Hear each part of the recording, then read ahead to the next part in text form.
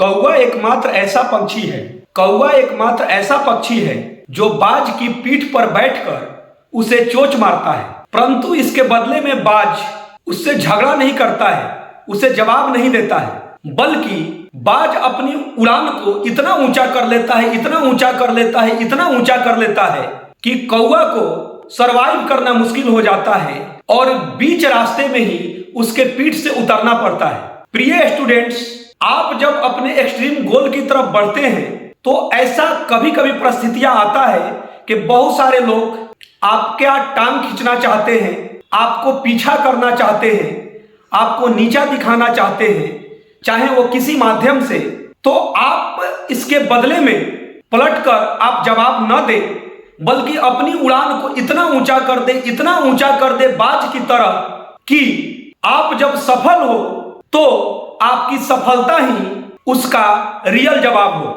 इसके लिए आप निरंतर मेहनत करते रहें, क्योंकि एक रियल कहावत ही है कि जो जीतता है, यानी जीतने वाले छोड़ते नहीं और छोड़ने वाले जीतते नहीं। इसलिए अपनी उड़ान को इतना ऊंचा, इतना ऊंचा, इतना ऊंचा कर दो कि एक दिन दुनिया आपको सलाम करे और सफलता आपके कदम चूमे।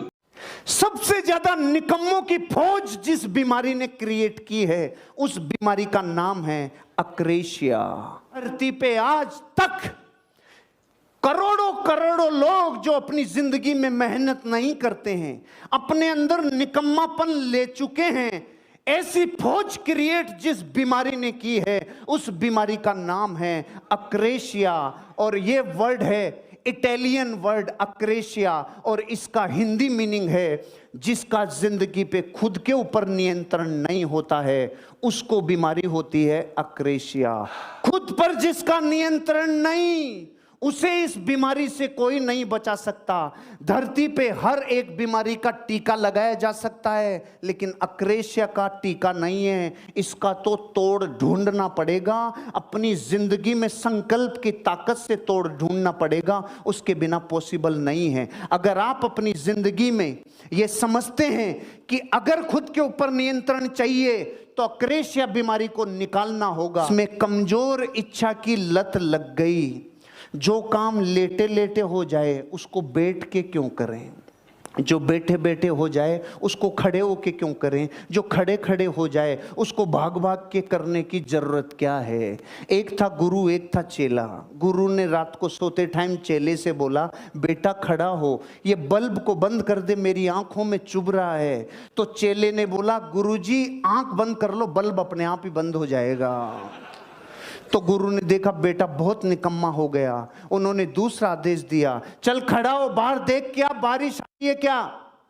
तो चेले ने बोला, गुरुजी बाहर से बिल्ली आई है, हाथ फेर के देख लो, गीली है तो बारिश, सूखी है तो बारिश नहीं है।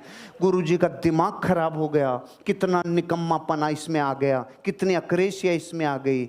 लास्ट में गुरुजी ने बोला, चल खड़ा हो, दरवाजा बंद कर, हवा आ रही है। तो चेले ने बोला, गुरुजी दो काम मैंने कर दिए, एक आप भी कर दो। और आप ये सोच के खुश हो रहे हो कि ये स्टोरी उस चेले की है।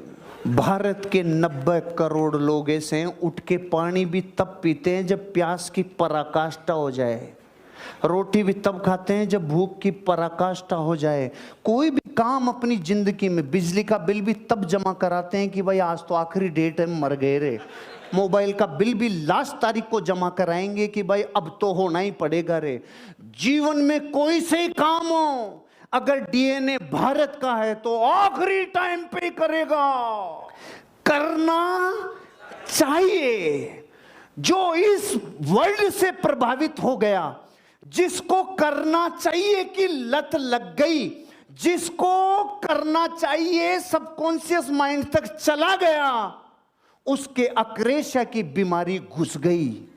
सिखाने वाले ये सिखा रहे हैं, ऐसा करना चाहिए, ऐसा करना चाहिए, ऐसा करना चाहिए, और सुनने वाले कह रहे हैं बिल्कुल बिल्कुल करना चाहिए, करना चाहिए, करना चाहिए साहब, बिल्कुल सही कह रहे हो आप, करना ही चाहिए। करना चाहिए के चक्कर में करोड़ों बर्बाद हो गए, करोड़ों गरीब रह गए, क्योंकि करना चाहिए नाम का वायरस कर्म को मिटा देता है, काम करने की शक्ति को मिटा देता है। मैं एग्जाम्पल देता हूं, इस देश के करोड़ों शिक्षक और गुरु ये कहते हैं, यहां से सिखाते हैं सुबह जल्दी उठना चाहिए, और सामने वाले करोड़ों लोग कहते हैं बिल्कुल चाहिए, जल्दी उठना चाहिए, लेकिन सांड की तरह सोते हैं।